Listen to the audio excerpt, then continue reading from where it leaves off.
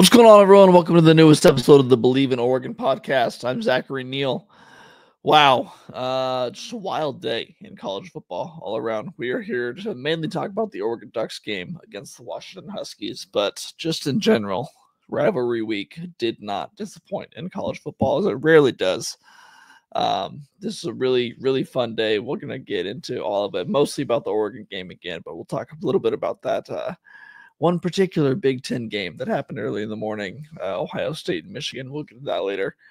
But like I said, Washington, Oregon, the Ducks finally get some revenge. A very cathartic win for Oregon, 49-21. Should have been 49-14, but a late score when backups were in the game for the Ducks. Really, really good game for Oregon. I mean, they took care of business. Dan Lanning said after the game, I think rightfully so, that this was the most complete game of the year that they've played so far. And it's hard to argue because the defense was incredible. The offense was really good, really balanced. And just, like I said, they took care of business. So cathartic win. There was a ton. There wasn't a ton on the line in terms of like on paper things this year. Like Oregon had already clinched a spot in the Big Ten championship game. Basically already clinched a spot in the college football playoff. So they weren't playing for a ton on paper this week against Washington. They're playing for a ton of pride, though, because as I talked with Jay Stu this past week, I mean, after the way the last 2 years have gone, 0-3 against Washington under Dan Lanning with three losses with a combined 9 points. You had to win this one, and they did. They took care of business. So I want to go over some main takeaways from this game. And I want to start just talking about the defense because, good Lord, once again, I mean, every game now, this defense just finds a way to impress in a new way. And they did it with the front seven in this game. They tied the program record for 10 sacks in a single game. Wow, that was crazy. Tatum Tuioti, Mateo Iungale, Jordan Birch, just monsters up front. And that's not even to say, I mean, Derek Harmon was great. Jamari Caldwell was really good. Go further into the defense. Bryce Betcher had an incredible game as well. Bryce Betcher, 11 tackles, 1 sack, I think 1 forced fumble, 2 tackles for loss. Just incredible day on his senior day. You love to see that. A Eugene kid, went to South Eugene, grew up hating Washington. He knows this rivalry better than anyone on the team. And he had one of the best days of his career on senior day, possibly his last game in Autzen Stadium. So all in all, the defense was they were incredible. I think they held Washington to, let me check. They held Washington, where is it? They held Washington to 37 total yards rushing. That's not right. They held Washington to 43 total yards rushing. I mean, that's just really impressive. I think they had 248 total yards on the day. Just really good stuff from this defense. Again, that's been the story of the entire season for Oregon. So this defense is standing up at the best times, and they look like one of the best in program history. And I just continue to think that after every game. They've given me no reason to not believe that this is a legitimately historic unit for Oregon at this point, and they showed that once again on Saturday night. Let's move over to the offensive side of the ball. The offense was really good. They weren't, well, I shouldn't say they weren't explosive because they put up 49 points. They tied their highest point total for the season. Ironically, they also scored 49 points against Oregon State, their other rival. So maybe there's something about in these rivalry games, they just, take out all the stops and say, hey, let's put some points on the board. What impressed me the most is it's not like this came in a lot of chunk plays, explosive plays like against Ohio State, where you had a lot of, big plays down the field, big passes. This was a very balanced offense. I mean, you rushed for 222 yards, you passed for 226.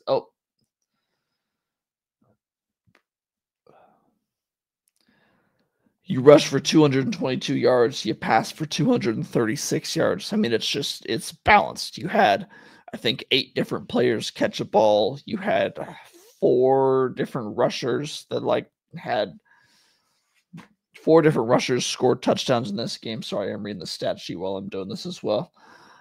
Just a really balanced game across the board for the offense, and that's what impresses me the most. Is because with no turnovers and you spread the ball around, that's the recipe for success for an offense this late in the year.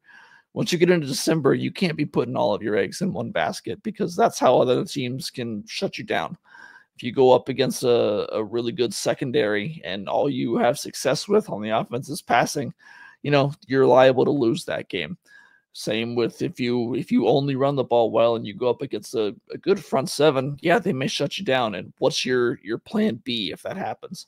Oregon proved in this game, and they've proved several times this year that they feel great about their plan A and their plan B. It's plan 1A, plan 1B. I think we saw that tonight that there's so many different ways that they can beat you. And it's, Jordan James had a great game, 99 yards, 2 touchdowns. Noah Whittington, 67 yards, a touchdown. True freshman DeJuan Riggs got on the game late. That kid, I think he's only played in a couple games this year. He's impressive, man. He's got some burst to him. I know that players on the team compare him to Bucky Irving. I want to see a little bit more before I make that comparison, but he's got something. He was really not a highly touted recruit. I'm pretty sure he's a 3-star out of DC, but it just shows this, this staff likes their talent evaluation because he can definitely scoot. I'm excited to see his future in Oregon.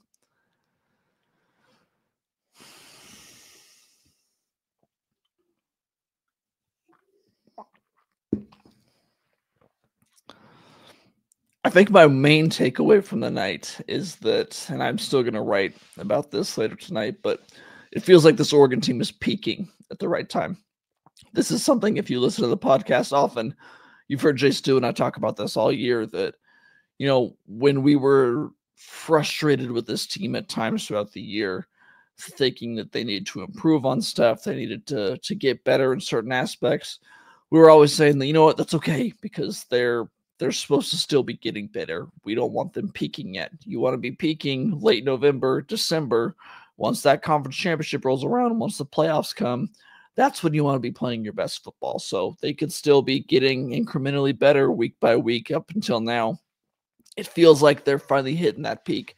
This feels like, as Lanning said, this was the most complete game that they've played this year. And I think that's a great sign for the Ducks because, now you're getting, this next week is not a playoff game really because, win or lose, you're still in the college football playoffs in the Big Ten championship. But pretty soon you're getting into win or go home territory. And I think that Oregon, as we saw on Saturday night, is playing some of their best football. And I think they can still get a tiny bit better here and there. We need to see them improve a little bit on defense when it comes to running quarterbacks and mobile quarterbacks. But I don't think there's many mobile quarterbacks that they potentially could face going forward that scare you a ton. But just for the most part across the board, I think that they should feel really good about where they're at every position. On top of that, too, it feels like they're getting really healthy at the right time, too. We saw Tez Johnson return in this game. He had 3 catches for 36 yards and a touchdown. Jordan Birch also returned in this game. He had 2.5 sacks. He had an incredible day. We did not see Marcus Harper. He did not play, but he did warm up with the team, was in full pads and stuff going through warm-ups, but then went into the locker room and changed into street clothes and watched from the sideline. So I don't know that he will play in the Big Ten championship game. I would not be at all surprised if he did, but the offensive line has played really well without him as well. So it's not dire if he can't play. It'd be great if he could because he's a very experienced senior right guard who has been nothing but productive at that position. So you would love to get him back. If not the end of the world. But it feels like, knock on wood, this team is getting healthy at the right time, and they should be, with all of their stars, assuming nothing changes, going forward through this stretch run.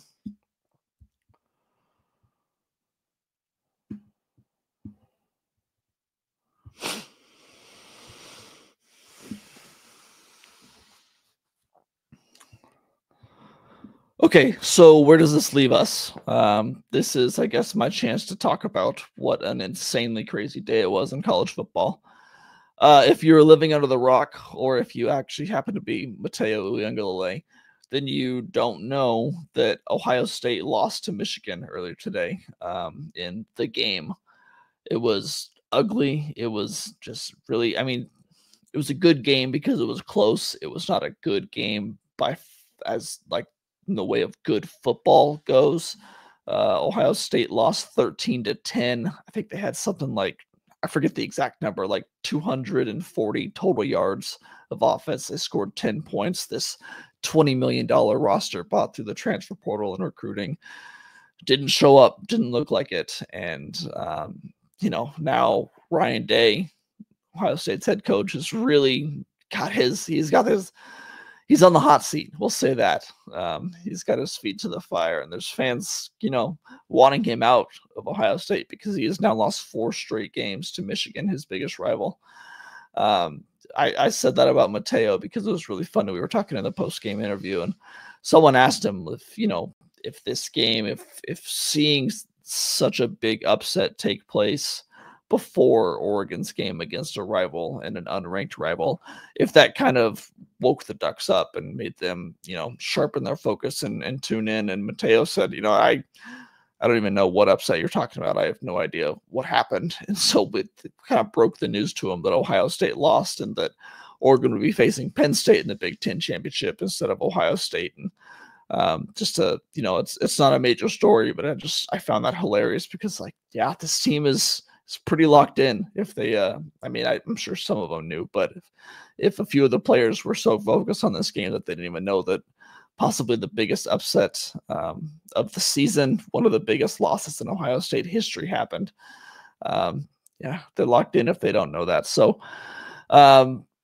what this means for Oregon going forward, obviously they will now play Penn State in the Big Ten championship instead of that rematch against Ohio State. My initial thought is that this is, positive for Oregon because I think Ohio State's better than Penn State. Ohio State beat Penn State earlier. We saw what Ohio State looked like against Oregon. That was a really good game. How would that go on a neutral field, not at Autzen? I don't know.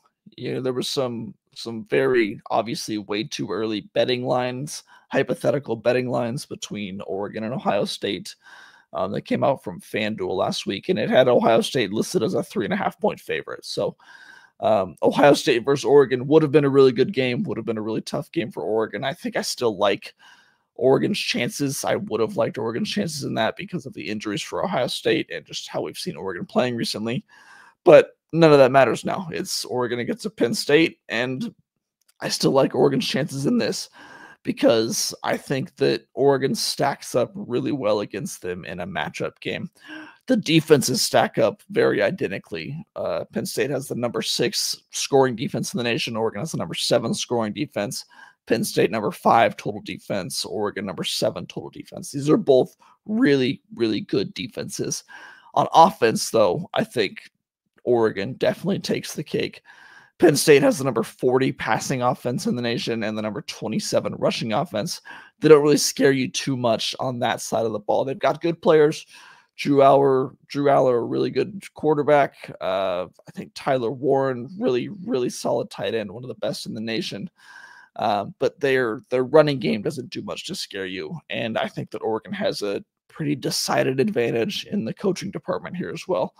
All due respect to James Franklin, I think Penn State fans would be the first to tell you that, sometimes he could be frustrating. So I think that Dan Lanning probably has the advantage there.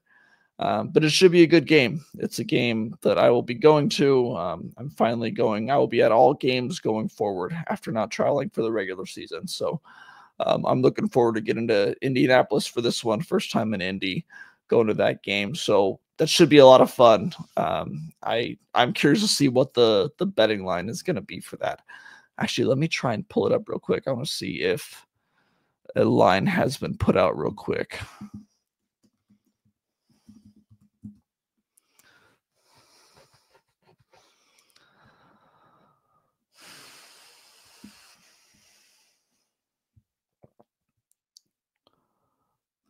A line has been put out. Okay, Oregon minus 3.5 points based on this betting line from BetMGM. based on this betting line from our sponsor, Bet Online. So, yeah, I think Oregon is a favorite in this game. I think they should be favored to win. I think they should feel pretty good about their chances because I just, like I've said throughout this whole podcast, I think they're peaking right now. They're playing their best football of the year, and they're obviously the number one team in the country, and they have not lost yet this year. So, we will be back later this week with Jay Stu to talk about that game, break down this game further. We will be back later this week with Jay Stu to talk about that game and break down this game further, the Washington game, talk a little bit more about that. So that'll be a fun one. We also have National Signing Day coming up on Wednesday. So very busy week coming up for the Ducks. Busy several weeks coming up. I was talking with some guys that I work with, and it's like, all right, this next month, we're really in the stretch run because there will be a lot of traveling, a lot of stuff going on. So just prepare yourselves for that. All right, let's wrap it up right there. You can check out more of my work at duckswire.usatoday.com. Follow me, Zachary C. Neal, on Twitter. Follow Jay Stu on Twitter at Jonathan Stewar1, and make sure to check out the Believe in Panthers podcast and the Stu and Crew podcast. For myself, Zach Neal, for my co-host Jonathan Stewart, we'll talk to you guys next week. Until then, take it easy.